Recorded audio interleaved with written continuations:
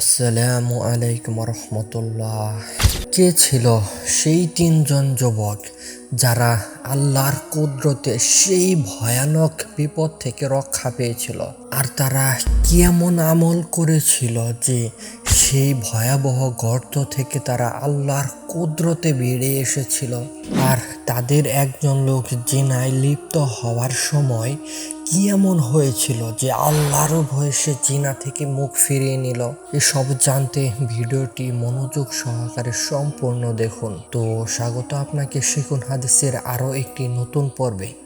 একবার তিনজন লোক পথ চলছিল। এমন সময় তারা ভয়াবহ বৃষ্টির কবলে পড়ল। অতঃপর তারা এক পাহাড়ের গুহায় আশ্রয় নিল। হঠাৎ পাহাড় হতে এক খণ্ড পাথর পড়ে তাদের গুহার মুখ বন্ধ হয়ে গেল। তখন একে অপরকে বলল, নিজেদের কৃত কিছু সৎ কাজের কথা চিন্তা করে বের করো, যা আল্লাহর সন্তুষ্টির জন্য তোমরা করেছ, এবং তার মাধ্যমে আল্লাহর নিকট দোয়া করো।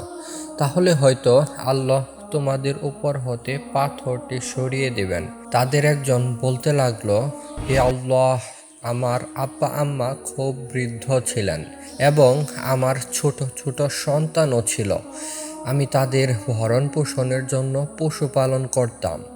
সন্ধ্যায় বাড়ি যখন আমি আসতাম তখন দুধ দোহন করতাম এবং আমার সন্তানদের আগে আমার আব্বা আম্মাকে দুধ পান করাতাম। একদিন আমার আসতে বাড়িতে দেরি হয় এবং সন্ধ্যা হওয়ার আগে সেদিন আসতে পারিনি। এসে দেখি আমার আব্বা আম্মা ঘুমিয়ে পড়েছেন। আমি তখন দুধ দোহন করলাম যেমন প্রতিদিন দুধ দোহন করি। তারপর আমি তাদের শিয়রে দুধ নিয়ে দাঁড়িয়ে রইলাম।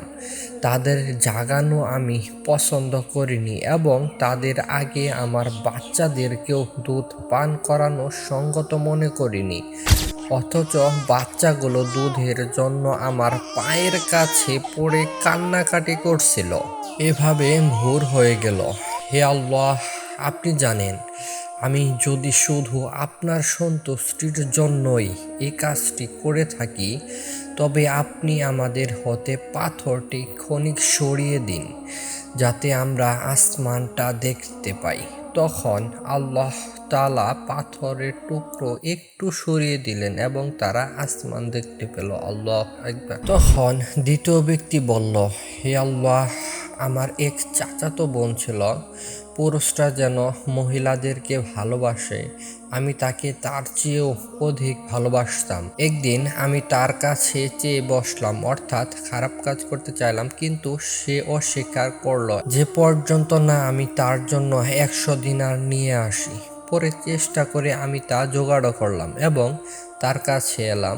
তখন সে বলল, হে আল্লাহর বান্দা, আল্লাহকে ভয় করো, অন্যায়ভাবে আমার সতীত্ব নষ্ট করো না। তখন আমি আপনার ভয়ে সেই কাজ থেকে বিরত থেকেছি। হে আল্লাহ, আপনি জানেন, আমি যদি শুধু আপনার সন্তুষ্টির জন্যই এই কাজটি করে থাকি, তবে আপনি আমাদের জন্য পাথরটা সরিয়ে দিন।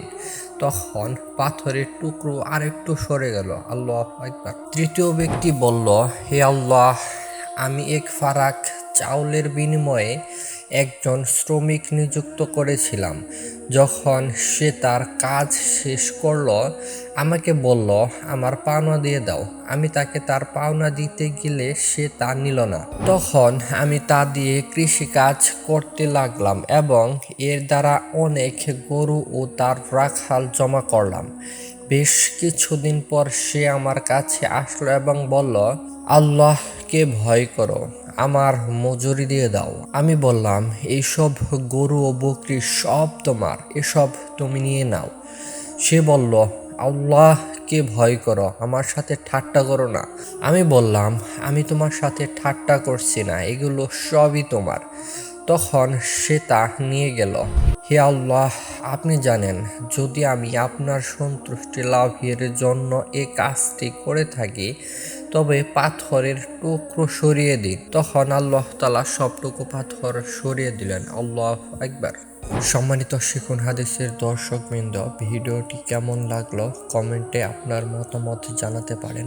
পরবর্তী ভিডিও দেখার জন্য আমন্ত্রণ রইল।